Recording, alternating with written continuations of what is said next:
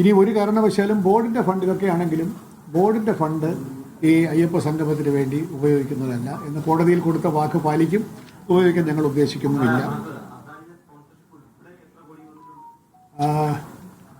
3.85 crores. അല്ല, അതായത് വന്നുകൊണ്ടേയിരിക്കുന്നു. വരും, അവർ വരും, അത് വരും ഉറപ്പായിട്ടുണ്ട്. 385 കോടി രൂപ നമുക്കങ്ങനെ സ്പോൺസർഷിപ്പ് കിട്ടി. നമ്മളിപ്പോൾ കൊടുത്തു തീർക്കേണ്ട 499. കേരള ബാങ്കിന്റെ 85 ലക്ഷം രൂപ. അത് GST കൊടുത്തോണ്ട് 1 കോടിയിൽ അവർ GST കൊടുത്തിട്ട് 85 കിട്ടിയുള്ളൂ. അപ്പോൾ 1.85 അദാനിയുടെ 1. അപ്പോൾ അങ്ങനെ 2.85 അല്ല 3.85 നമുക്ക് സ്പോൺസർഷിപ്പ് വഴി വരുന്നത്. ഇനി കൊടുത്തു തീർക്കാനുള്ളത് 499 നമ്മൾ നിജപ്പെടുത്തുമ്പോൾ കൊടുത്തു തീർക്കാൻ ഇനിയും 1 കോടി 15 ലക്ഷം രൂപ 1 കോടി 15 ലക്ഷം രൂപ ഇനിയും ഉണ്ട്. അപ്പോൾ ബോർഡിൻ്റെ പൈസ ഏതായാലും എടുക്കുകയുമില്ല. ഫൈനൽ കണക്കുകൾ ഓഡിറ്റ് ചെയ്ത് കോടതി നിശ്ചയിച്ച സമയത്തിനുള്ളിൽ പുതിയ റിവൈസ്ഡ് ഓഡിറ്റ് റിപ്പോർട്ടും നമ്മുടെ സ്റ്റേറ്റ്മെൻറ്റ് ഓഫ് അക്കൗണ്ടും ഈ ടാസ്ക് ഫോഴ്സിൻ്റെ സഹായത്തോടു കൂടി 26-ാം തീയതി കോടതിയിൽ സമർപ്പിക്കും. അതോടുകൂടി ഈ പ്രശ്നം അവസാനിക്കും. ഈ ബോർഡിൻ്റെ പൈസ എടുക്കില്ല എന്ന് പറയുമ്പോൾ ബാക്കി 1 കോടി സംതിങ് രൂപ 499 നമ്മൾ കൊടുക്കാൻ തീരുമാനിച്ചാൽ എങ്ങനെ കണ്ടെത്തും? പല സ്പോൺസേഴ്സും ഒക്കെ നേരത്തെയൊക്കെ വാഗ്ദാനമൊക്കെ ഉണ്ടല്ലോ. അതൊക്കെ ഞങ്ങൾ പിന്നെ ഞങ്ങളുടെ പൈസ ആയാലും എടുക്കില്ല.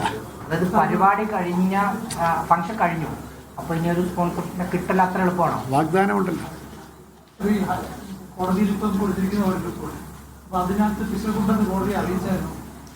അല്ല, 27-ാം നമ്മൾ റിവൈസ് റിപ്പോർട്ട് സബ്മിറ്റ് ചെയ്യും. അഫിഡവിറ്റ് കൊടുത്തിട്ടില്ല. അഫിഡവിറ്റും 27-ന് കോടതിയിലാണ്, 26-ന് സബ്മിറ്റ് ചെയ്യണം. 27-നാണ് മൊത്തം ചിലവായിട്ട് ഞങ്ങൾ അംഗീകരിക്കുന്നതാണ് ചിലവ്. ആക്ച്വലി അവർക്ക് അതിൽ കൂടുതൽ ചിലവായിട്ടുണ്ടെന്ന് അവർ പറയും. അവരിപ്പം GST അടക്കം 7 കോടി 11 ലക്ഷം രൂപ അവർ ചോദിക്കുന്നു. ആ 7 കോടി 11 ലക്ഷം രൂപ ചോദിക്കുന്നവരോട് 4 കോടി 99 ലക്ഷം രൂപയെ തരികയുള്ളൂ എന്ന് അവരോട് കമ്മ്യൂണിക്കേറ്റ് ചെയ്തോ? അവരത് യെസ് പറഞ്ഞു? അവർ യെസ് പറഞ്ഞിട്ടില്ല, പക്ഷേ അവരോട് കമ്മ്യൂണിക്കേറ്റ് ചെയ്തിട്ടുണ്ട്. ഇപ്പം എന്താണ് അവരുടെ റിപ്ലൈ? സ്വാഭാവികമായിട്ട് അവർക്ക് വിഷമം വരുമല്ലോ. അവരിനെയും അവർക്ക് കൊടുക്കാനുള്ള ആളുകളോടൊക്കെ അവർ നെഗോഷിയേറ്റ് ചെയ്യുകയോ ഓടിത്തരേ തരുന്നുള്ളൂ എന്ന് പറഞ്ഞിട്ട് അവർക്ക് അവരുടെ ക്രെഡിറ്റേഴ്സുമായിട്ട് അവർ പിന്നെ ആശയവിനിമയം നടത്തും എന്നാണ് അതിന്റെ ചുരുക്കം എന്ന് പറഞ്ഞാൽ വിഷയം കോടതിയിലേക്ക് പോകും എന്നതല്ലേ? സ്വാഭാവികമായിട്ടും അവർ അത്ര കോടി രൂപ വേണ്ടെന്ന് ഇത്തരത്തിലുള്ള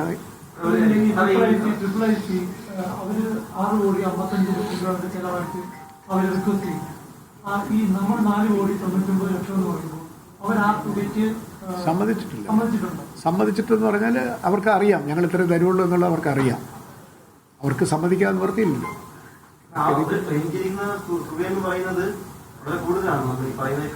അല്ല, അവർ 8 കോടിയായിരുന്നു MOU അനുസരിച്ചിട്ടുള്ള ഞങ്ങൾ എഗ്രി ചെയ്തത്. പക്ഷേ അത് 7.04 ആണ് അവരുടെ ഫൈനൽ ബില്ല്. അത് കൂടുതലാണെന്ന് പറഞ്ഞില്ല. അല്ല, പെരുപ്പിച്ച കണക്കെന്ന് നമുക്ക് പറയാൻ അതിന് അടിസ്ഥാനമൊന്നുമില്ല. ഇപ്പം പറയാൻ ഒക്കില്ല. ഓഡിറ്റ് അടിസ്ഥാനത്തിലല്ല, അവരുടെ ബില്ലനുസരിച്ച്. അത് കൊടുത്തതെല്ലാം തിരിച്ചു കിട്ടിയല്ലോ. 3 കോടി കൊടുത്തു, തിരിച്ച് നമ്മൾ റിക്കൂപ്പ് ചെയ്തില്ല. കൊടുത്തതാണ് തിരിച്ചു കിട്ടിയത്. നമുക്ക് സ്പോൺസർഷിപ്പ് കിട്ടിയപ്പോൾ ഞങ്ങൾക്ക് എടുത്തത്. അന്ന് ഓർഡറിൽ പറയുന്നത് 8 കോടി 22 ലക്ഷം 4 കോടി കൊടുക്കണമെന്ന്. അത് കൊടുത്തില്ല, 3 കൊടുത്തുള്ളൂ. 3 കൊടുത്തു.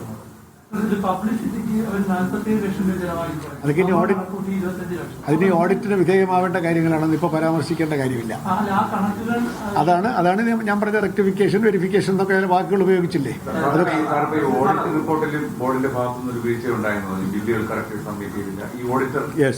ഓഡിറ്റർക്ക് വേണ്ടത്ര കൊടുത്തില്ല. അത് പിന്നെ പരിശോധിക്കാം. ആദ്യം നമുക്ക് റെക്ടിഫൈ ചെയ്യട്ടെ.